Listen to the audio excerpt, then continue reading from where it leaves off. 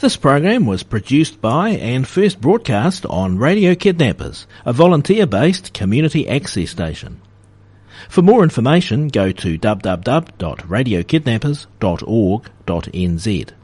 Thanks to New Zealand On Air for making this program available through funding the Access Internet Radio project.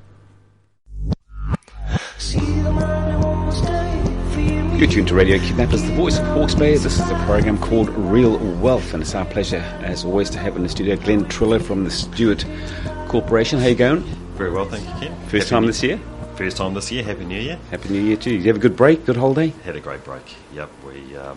We Stewart Group closed the stores on the 23rd and we were back in the office on the 9th, so it was a good break by all. And we're having a bit of a chat before we came to air about Donald Trump, and financially it's business as usual, which I find to be unusual, but... and it's defied expectations. Yeah. The world share market has actually thus far reacted positively. Certainly the US share market has. It's gone up. And I think a couple of things have happened.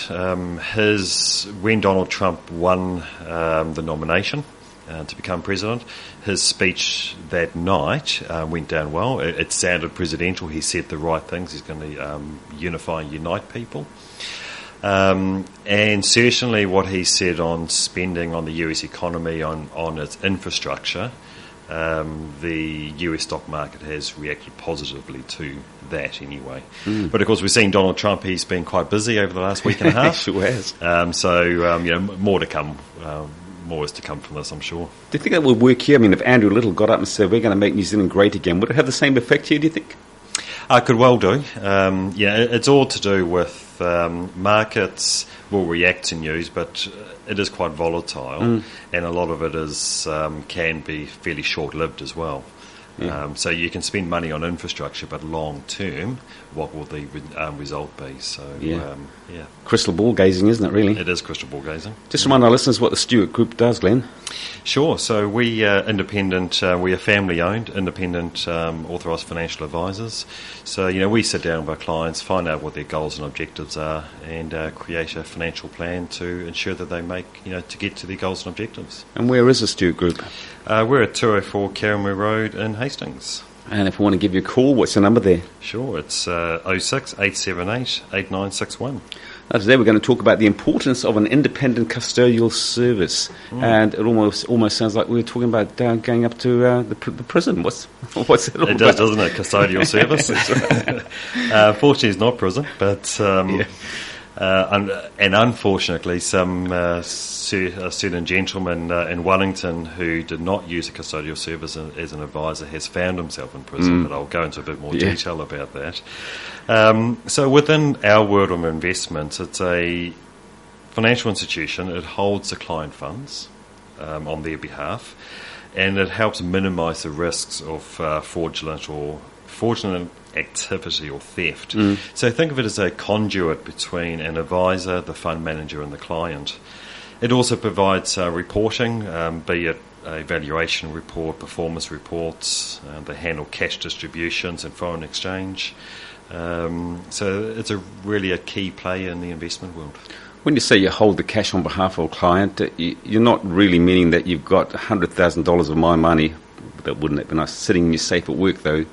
Not at all. So certainly as Stewart Group, because we do use a custodial service, we don't track any or transact any of our client funds through Stewart Group bank accounts. So if a client writes us a cheque for whatever amount that it is, we pay it into the custodial bank account, and then we instruct the custodian to make the trades or to purchase the assets on the client's behalf. And why is it important that I use a custodial service? Yeah, it's first and foremost, it is a firewall between the client and the advisor. As with all professions, there are some rotten apples within it, and it's important that you do have that firewall in place. And what it does, like for example,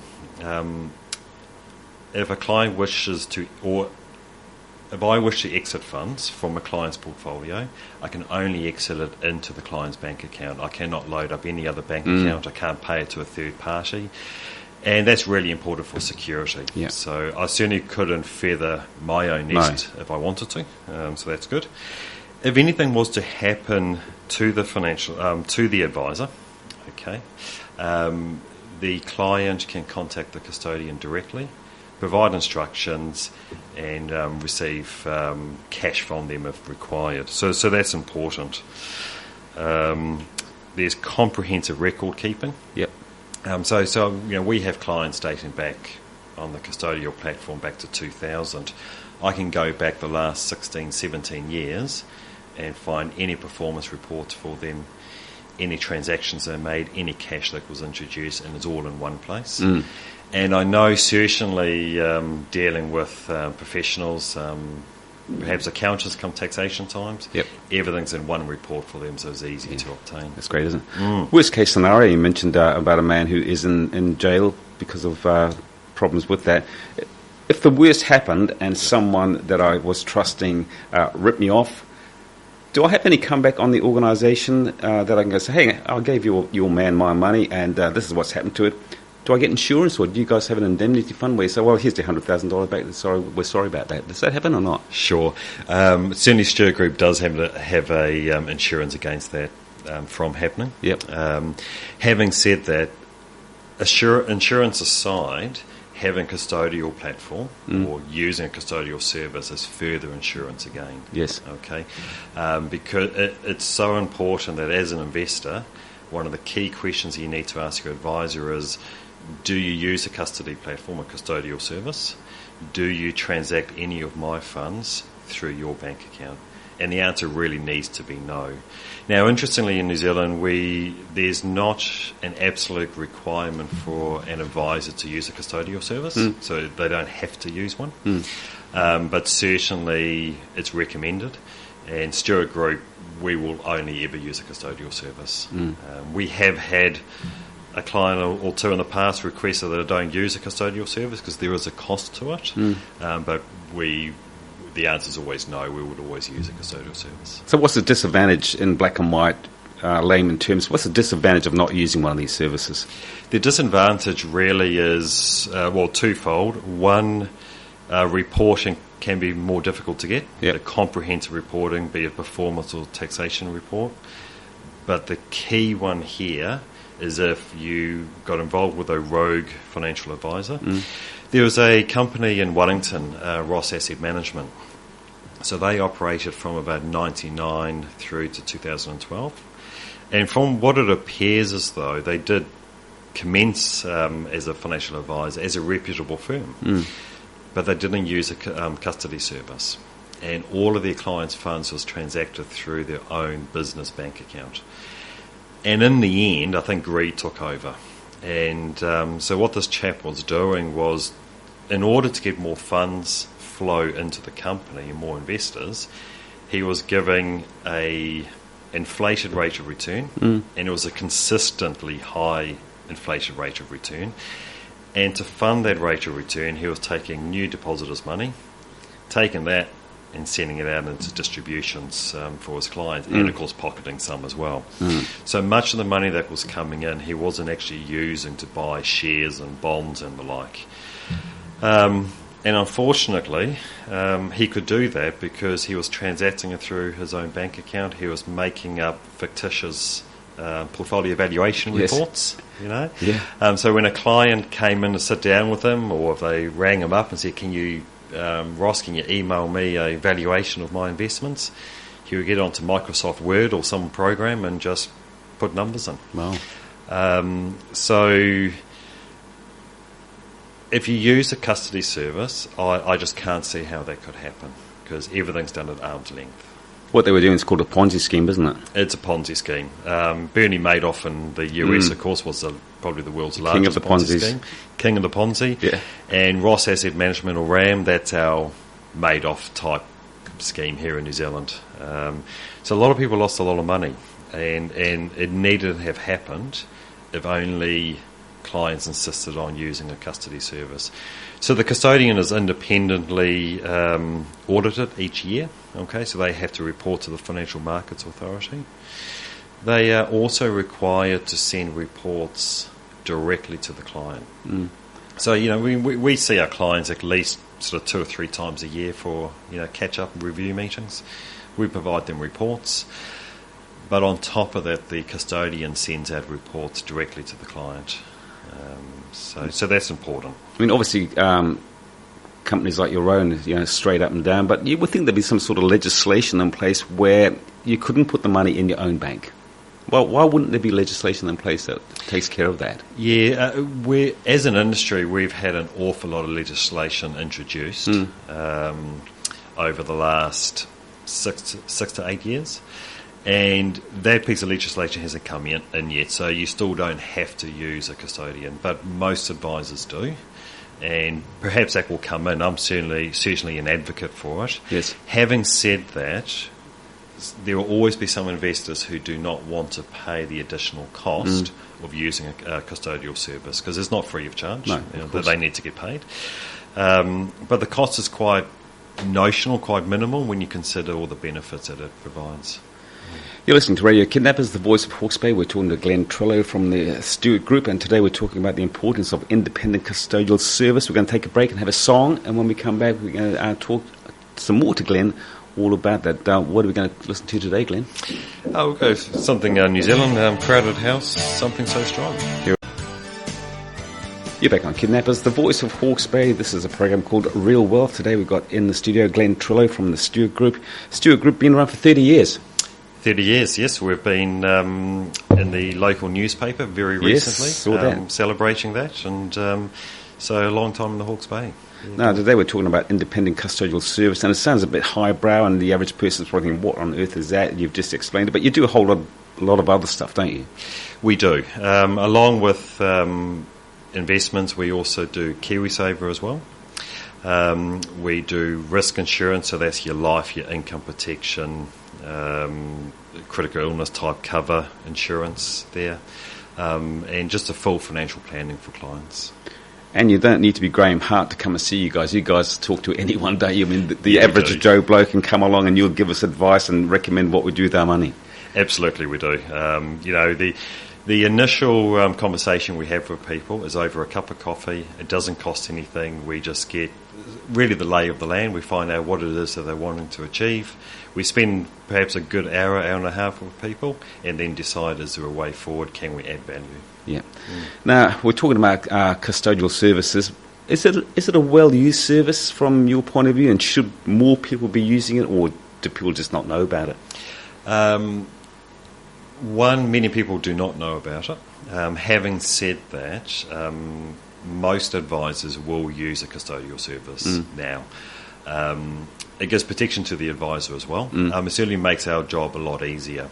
I can, with a number of clients that we deal with on a daily basis, at any time, there's a whole host of reports I can get from the custodial platform provided to the clients, provide reports to independent and professional trustees, really at a stroke of a few keystrokes. So it's important for us. And custodial service providers will only deal with financial advisors. So as a mum and dad investor, you cannot go directly to the service yourself. No. You need to go through That's what I was going to say. You're an authorised financial advisor, Glenn, but can anyone hang a shingle up and say, come and see me, I'll take care of you? And some do, unfortunately. So to offer advice, true investment advice, including operating in the stock market, buying shares and the like, you need to be an authorised financial advisor. Unfortunately, we have... So the top of the tree is a authorised financial advisor. We also have a registered financial advisor, which sounds very similar. And then we have an unusual thing called a QFE, Qualifying Financial Entity. So what does this all mean? Yeah, what does that mean? Yeah. And this is something which there's a review which is coming out in February time, which should see some changes here because most people don't know what it means. So authorised financial advisor, like myself, I've done the training, I've done the qualification, and I'm authorised to give full financial advice. A registered financial advisor usually will either be a mortgage broker or they sell or provide insurance, risk, life insurance. Yep. Okay, but they're not able to do the full financial planning. And a carer fee are typically someone who works for the bank or for a large insurance house, and they fall under their banner and can only offer products that they are aligned to in that company. I suppose the average person, though, Glenn, they go into a bank, for instance, and they want to talk to a financial advisor, and they're not likely to ask the question, though, are you an authorised financial advisor? What sort of advice might you give to someone who's thinking about doing something financially to make sure, so that they can make sure that, in fact, they're really dealing with the real deal like yourself? Absolutely. So I think, first of all, when you go into a bank or a large institution such as that, be aware that the person you sit down with will likely only ever offer their products. Okay, so that's to be expected, probably. It's like walking into a Ford dealership and expecting them, to sell you anything other than a Ford. Yeah. So that's probably a given. You want to make sure that they are a authorised financial advisor, or AFA after their name. So that's important. So that means that they can give you the full range of investment advice. But I would encourage people to seek an independent financial advisor. So the word independent is really important. So what that means is the advisor is not aligned to any particular company. Stewart Group, we certainly don't get any incentives or kickbacks, if you will, from different firms for selling their products.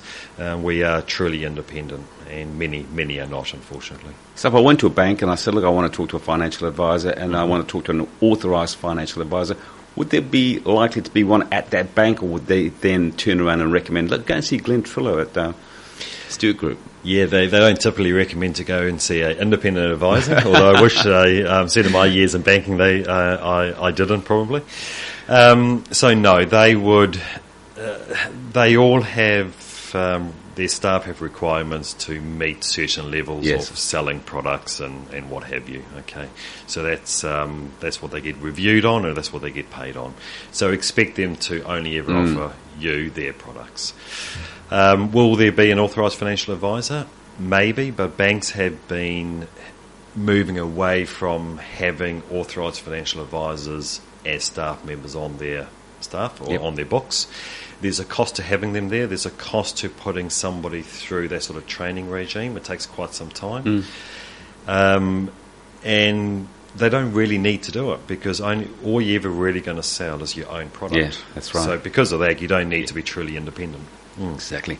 Just about out of time, Glenn. Just remind our listeners one more time, if we want to talk to you or anyone at the Stewart Group about the importance of an independent custodial service and all the other services, of course, the Stewart Group have to offer, how do we get hold of you? So our phone number is 0800 878 961, and we're at 204 Karamu Road in Hastings. Good on you, Glenn. As was a pleasure. Look after yourself. We'll talk to the same time, same place next time. That's great. Thanks, Glenn.